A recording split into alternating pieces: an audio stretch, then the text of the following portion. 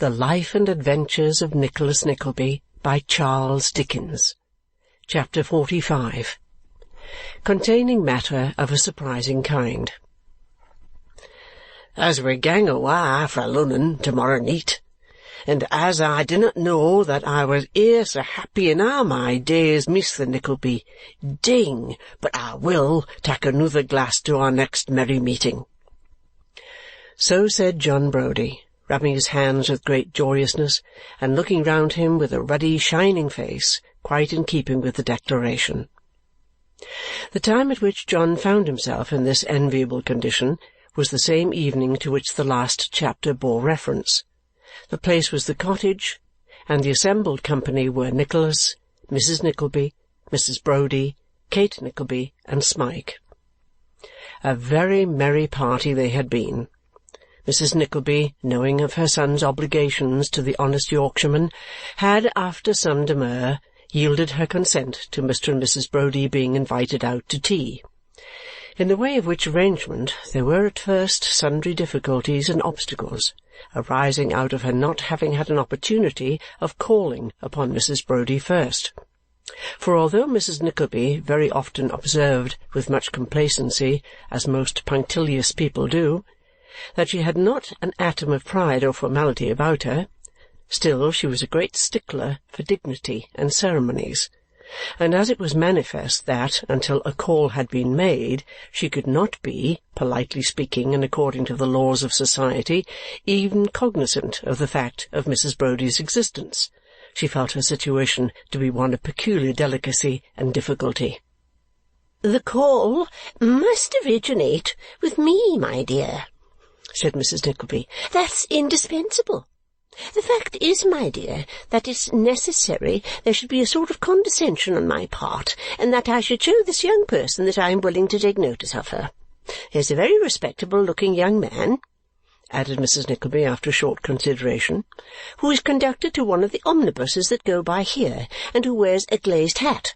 Your sister and I have noticed him very often. He has a wart upon his nose, Kate, you know, exactly like a gentleman's servant." "Have all gentlemen's servants warts upon their noses, mother?" asked Nicholas. "Nicholas, my dear, how very absurd you are!" returned his mother. "Of course I mean that his glazed hat looks like a gentleman's servant, not the wart upon his nose, though even that is not so ridiculous as it may seem to you, for we had a footboy once who had not only a wart but a wen also, and a very large wen too, and he demanded to have his wages raised in consequence, because he found it came very expensive. Let me see, what was I... Oh, yes, I know. The best way that I can think of would be to send a card and my compliments. I've no doubt he'd take him for a pot of porter, by this young man to the Saracen with 2 necks.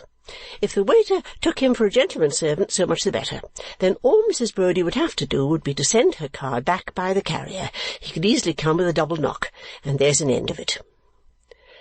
"My dear mother," said Nicholas, "I don't suppose such unsophisticated people as these ever had a card of their own, or ever will have." "Oh, that indeed, Nicholas, my dear," returned Mrs. Nickleby, "that's another thing.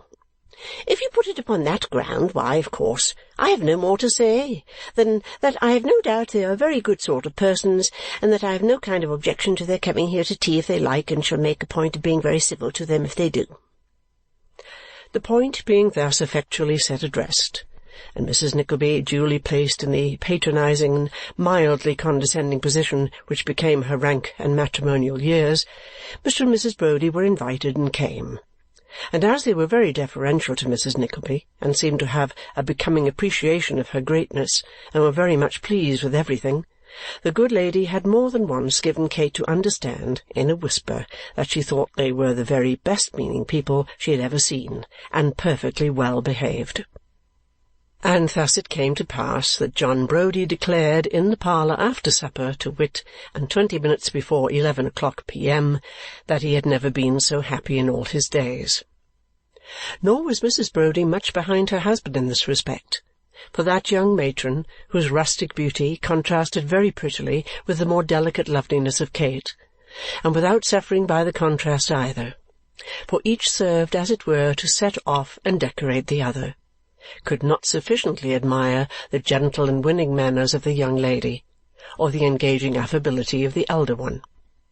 Then Kate had the art of turning the conversation to subjects upon which the country girl, bashful at first in strange company, could feel herself at home.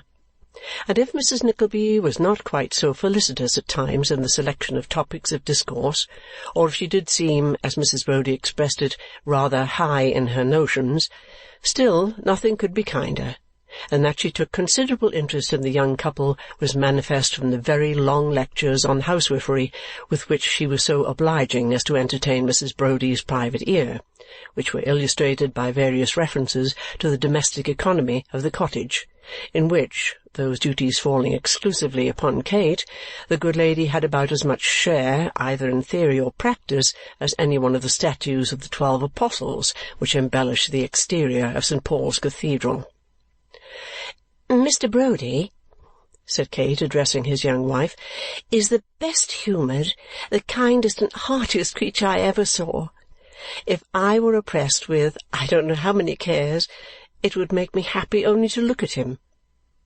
"He does seem, indeed, upon my word, a most excellent creature, Kate," said Mrs. Nickleby, "a most excellent. And I am sure that at all times it will give me pleasure, really pleasure now, to have you, Mrs. Browdie, to see me in this plain and homely manner.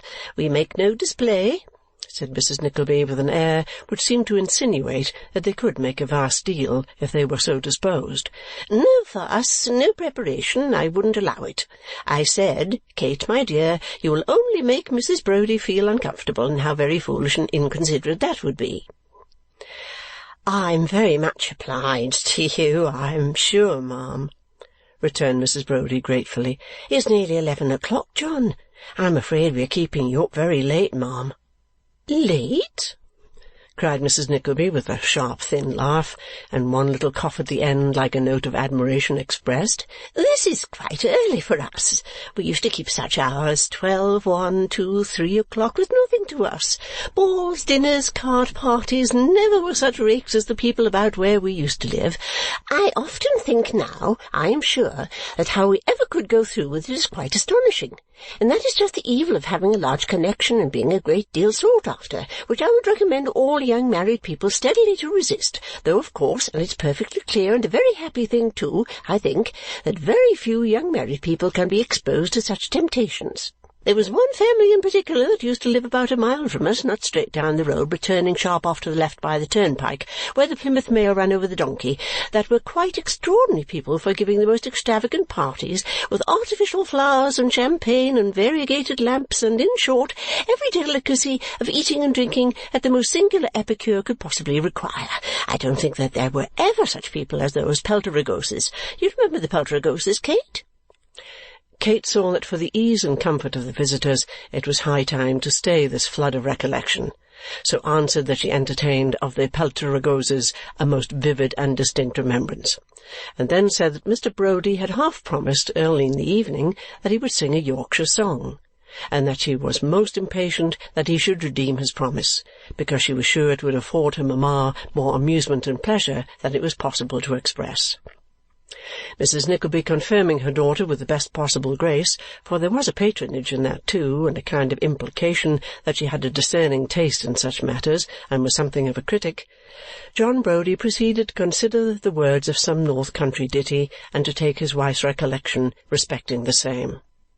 This done, he made divers ungainly movements in his chair, and singling out one particular fly on the ceiling from the other flies there asleep, fixed his eyes upon him and began to roar a meek sentiment, supposed to be uttered by a gentle swain fast pining away with love and despair, in a voice of thunder. At the end of the first verse, as though some person without had waited until then to make himself audible, was heard a loud and violent knocking at the street door. So loud and so violent, indeed, that the ladies started as by one accord, and John Browdie stopped.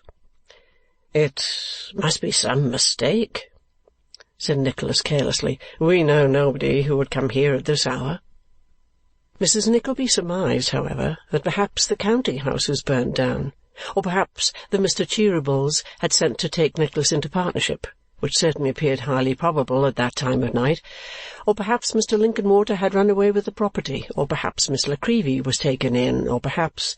But a hasty exclamation from Kate stopped her abruptly in her conjectures, and Ralph Nickleby walked into the room. "Stay," said Ralph as Nicholas rose, and Kate, making her way towards him, threw herself upon his arm. "Before that boy says a word, hear me." Nicholas bit his lip and shook his head in a threatening manner, but appeared for the moment unable to articulate a syllable. Kate clung closer to his arm. Smike retreated behind them, and John Browdie, who had heard of Ralph and appeared to have no great difficulty in recognizing him, stepped between the old man and his young friend, as if with the intention of preventing either of them from advancing a step further. "Hear me, I say," said Ralph, "and not him." "Say what thou'st gotten to say then, sir," retorted John, "and tak' care thou dinnot put up angry bluid, which thou'dst better try to quiet." "I should know you," said Ralph, "by your tongue, and him," pointing to Smike, "by his looks." "Don't speak to him," said Nicholas, recovering his voice. "I will not have it. I will not hear him. I do not know that man. I cannot breathe the air that he corrupts. His presence is an insult to my sister. It is shame to see him. I will not bear it." "Stand!" cried John, laying his heavy hand upon his chest. "Then let him instantly retire," said Nicholas, struggling. "I am not going to lay hands upon him, but he shall withdraw. I will not have him here. John Browdie, this is my house. Am I a child? If he stands there," cried Nicholas, burning with fury, "looking so calmly upon those who know his black and dastardly heart, he'll drive me mad."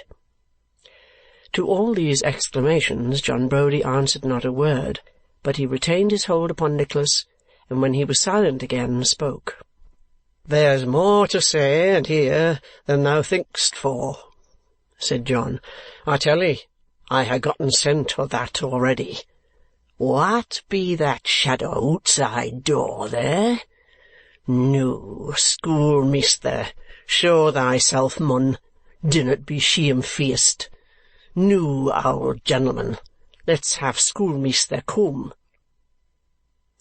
Hearing this adjuration, Mr. Squeers, who had been lingering in the passage until such time as it would be expedient for him to enter and he could appear with effect, was fain to present himself in a somewhat undignified and sneaking way, at which John Browdie laughed with such keen and heartfelt delight that even Kate, in all the pain, anxiety, and surprise of the scene, and though the tears were in her eyes, felt a disposition to join him. "Have you done enjoying yourself, sir?" said Ralph at length. "Pretty nigh for the present time, sir," replied John. "I can wait," said Ralph. "Take your own time, pray." Ralph waited until there was a perfect silence, and then turning to Mrs. Nickleby, but directing an eager glance at Kate, as if more anxious to watch his effect upon her, said, "Now, ma'am, listen to me.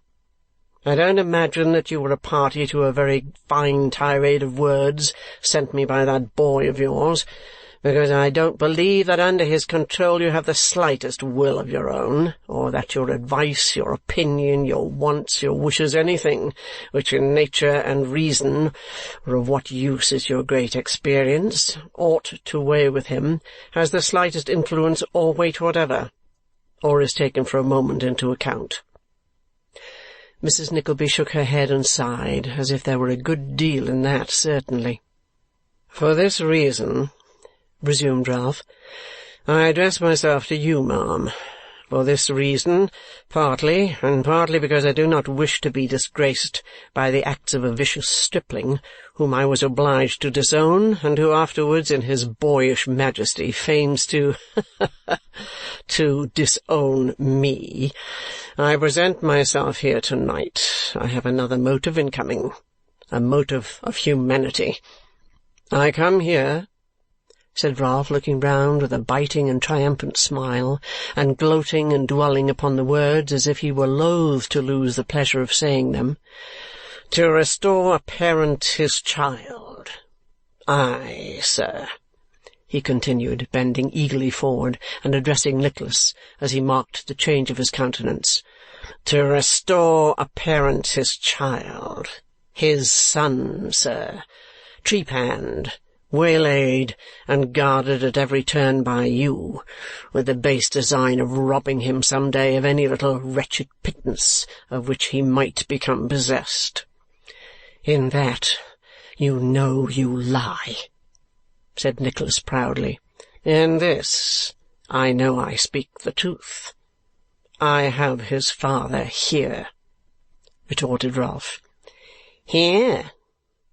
sneered Squeers, stepping forward. "Do you hear that? Here? Didn't I tell you to be careful that his father didn't turn up and send him back to me? Why, his father's my friend. He's to come back to me directly, he is.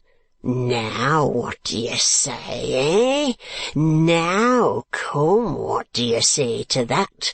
Ain't you sorry you took so much trouble for nothing, ain't you? Ain't you?" "You bear upon your body certain marks I gave you," said Nicholas, looking quietly away, "and may talk in acknowledgment of them as much as you please. You'll talk a long time before you rub them out, Mr. Squeers." The estimable gentleman last named cast a hasty look at the table, as if he were prompted by this retort to throw a jug or bottle at the head of Nicholas. But he was interrupted in this design, if such design he had, by Ralph, who, touching him on the elbow, bade him tell the father that he might now appear and claim his son. This being purely a labour of love, Mr. Squeers readily complied, and leaving the room for the purpose, almost immediately returned, supporting a sleek personage with an oily face, who, bursting from him, and giving to view the form and face of Mr. Snawley, made straight up to Smike, and tucking that poor fellow's head under his arm in a most uncouth and awkward embrace, elevated his broad-brimmed hat at arm's length in the air as a token of devout thanksgiving, exclaiming meanwhile, "How little did I think of this here joyful meeting when I saw him last! Oh, how little did I think it!" "Be composed, sir," said Ralph with a gruff expression of sympathy. "You have got him now." "Got him? Oh, haven't I got him? Have I got him now?" cried Mr. Snawley, scarcely able to believe it. "Yes, here he is, flesh and blood, flesh and blood." "Very little flesh," said John Browdie. Mr. Snawley was too much occupied by his parental feelings to notice this remark, and, to assure himself more completely of the restoration of his child, tucked his head under his arm again and kept it there. "What was it," said Snawley, "that made me take such a strong interest in him when that worthy instructor of youth brought him to my house? What was it that made me burn all over with a wish to chastise him severely for cutting away from his best friends, his pastors and masters?" "It was parental instinct, sir," observed Squeers. "That's what it was, sir," rejoined Snawley. "The elevated feeling, the feeling of the ancient Romans and Grecians, and of the beasts of the field and birds of the air, with the exception of rabbits and tomcats, which sometimes devour their offspring. My heart yearns towards him. I don't know what I could have done to him in the anger of a father." "It only shows what nature is, sir," said Mr. Squeers. "She's rummin, is nature." "She's a holy thing, sir," remarked Snawley. "I believe you," added Mr. Squeers with a moral sigh. "I should like to know how we should ever get on without her. Nature," said Mr. Squeers solemnly, "is more easily conceived than described. Oh, what a blessed thing, sir, to be in a state of natur." Pending this philosophical discourse, the bystanders had been quite stupefied with amazement, while Nicholas had looked keenly from Snawley to Squeers and from Squeers to Ralph, divided between his feelings of disgust, doubt, and surprise. At this juncture, Smike, escaping from his father, fled to Nicholas, and implored him in most moving terms never to give him up, but to let him live and die beside him. "If you are this boy's father," said Nicholas, "look at the wreck he is, and tell me that you purpose to send him back to that loathsome den from which I brought him." "Scandal again!" cried Squeers. "Recollect, you ain't worth powder and shot, but I'll be even with you one way or another." "Stop!" interposed Ralph, as Snawley was about to speak. "Let us cut this matter short, and not bandy words here with harebrained profligates.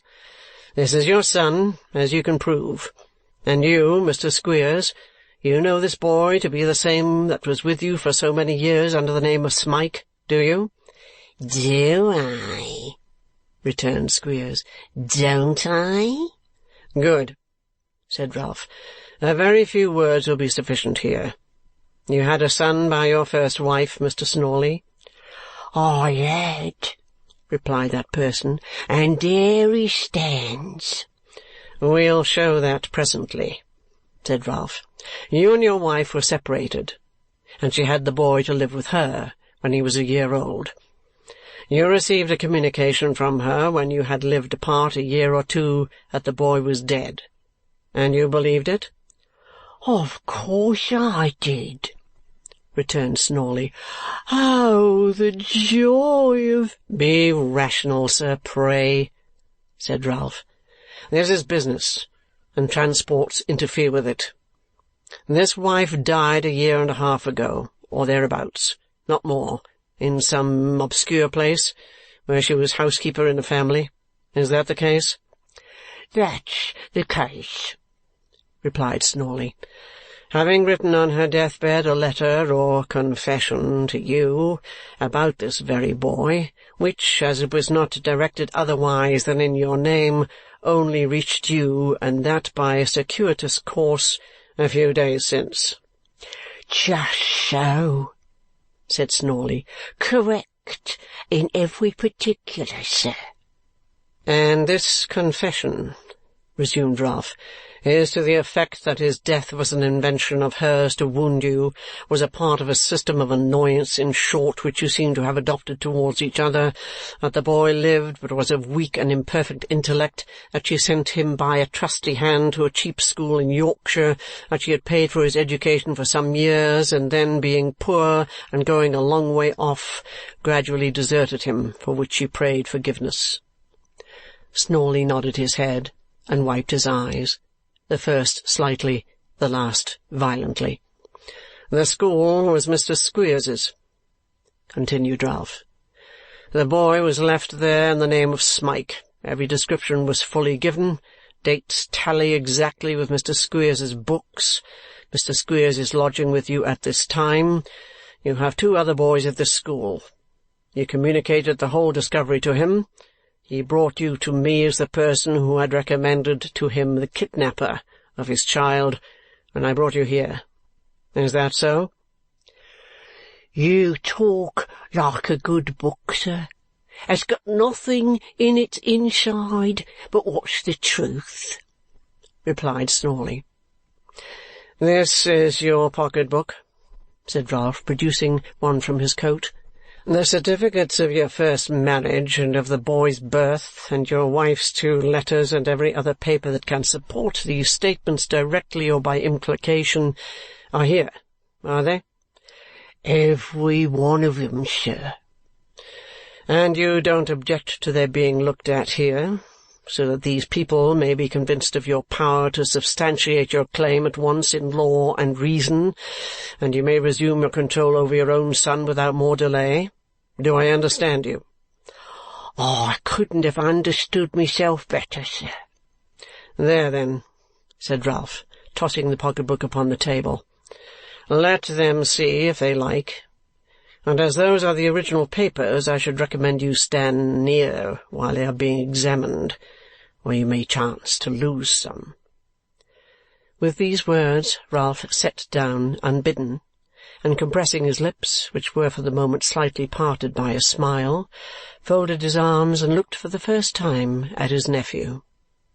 Nicholas, stung by the concluding taunt, darted an indignant glance at him, but commanding himself as well as he could, entered upon a close examination of the documents, at which John Browdie assisted. There was nothing about them which could be called in question. The certificates were regularly signed as extracts from the parish books. The first letter had a genuine appearance of having been written and preserved for some years. The handwriting of the second tallied with it exactly, making proper allowance for its having been written by a person in extremity, and there were several other corroboratory scraps of entries and memoranda which it was equally difficult to question. "Dear Nicholas," whispered Kate, who had been looking anxiously over his shoulder, "can this be really the case? Is this statement true?" "I fear it is," answered Nicholas. "What say you, John?" John scratched his head and shook it, but said nothing at all.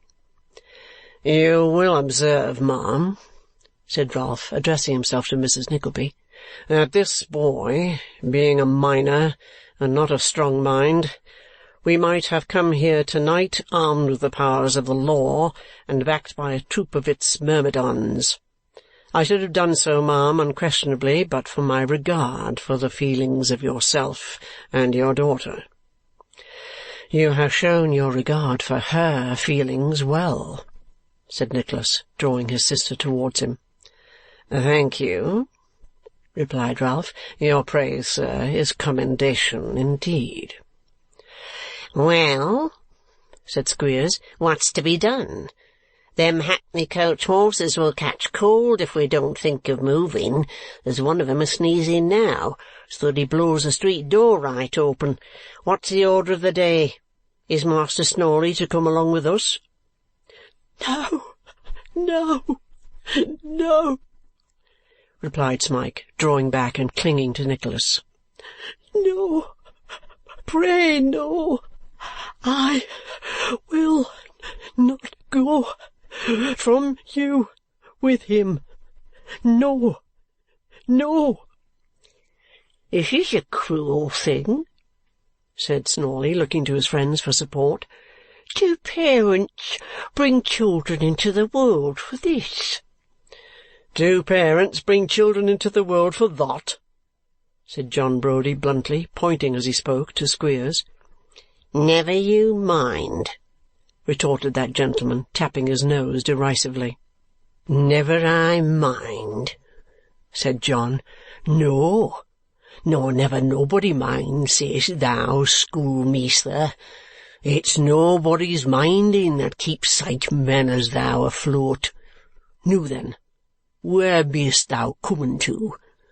Dang it, do not come treading o'er me, mun." Suiting the action to the word, John Browdie just jerked his elbow into the chest of Mr. Squeers, who was advancing upon Smike, with so much dexterity that the schoolmaster reeled and staggered back upon Ralph Nickleby, and being unable to recover his balance, knocked that gentleman off his chair and stumbled heavily upon him. This accidental circumstance was the signal for some very decisive proceedings. In the midst of a great noise, occasioned by the prayers and entreaties of Smike, the cries and exclamations of the women, and the vehemence of the men, demonstrations were made of carrying off the lost son by violence. Squeers had actually begun to haul him out, when Nicholas, who until then had been evidently undecided how to act, took him by the collar, and shaking him so that such teeth as he had chattered in his head, politely escorted him to the room door, and thrusting him into the passage, shut it upon him. "Now," said Nicholas to the other two, "have the goodness to follow your friend." "I want my son," said Snawley. "Your son," replied Nicholas, "chooses for himself. He chooses to remain here, and he shall." You won't give him up? Said Snawley.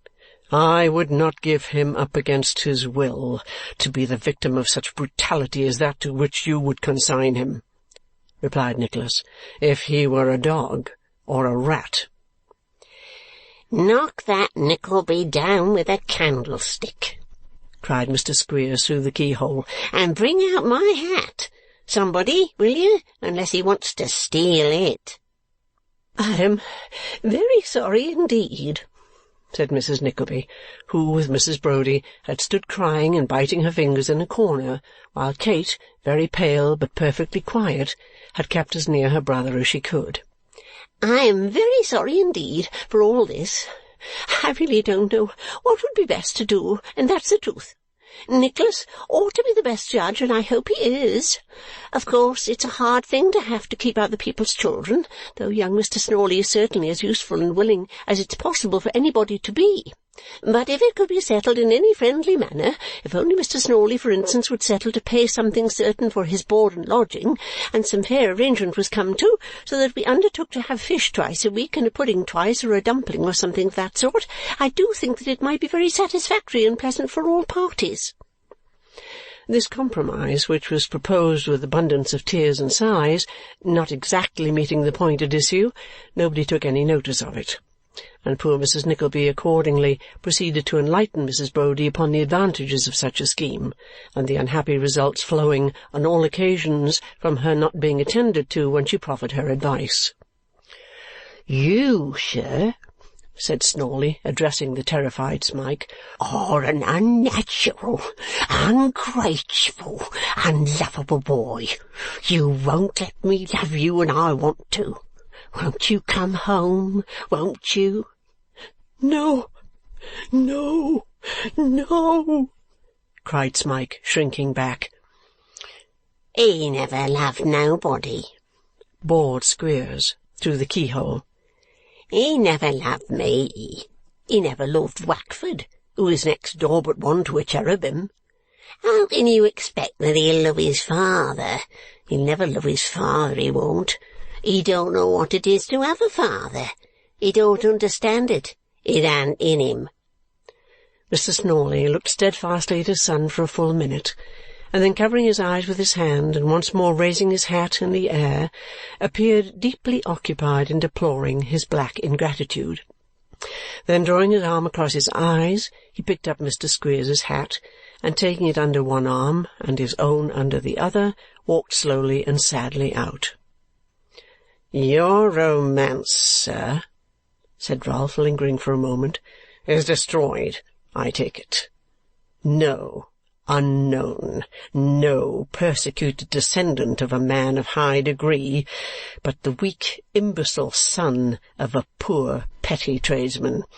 We shall see how your sympathy melts before plain matter of fact."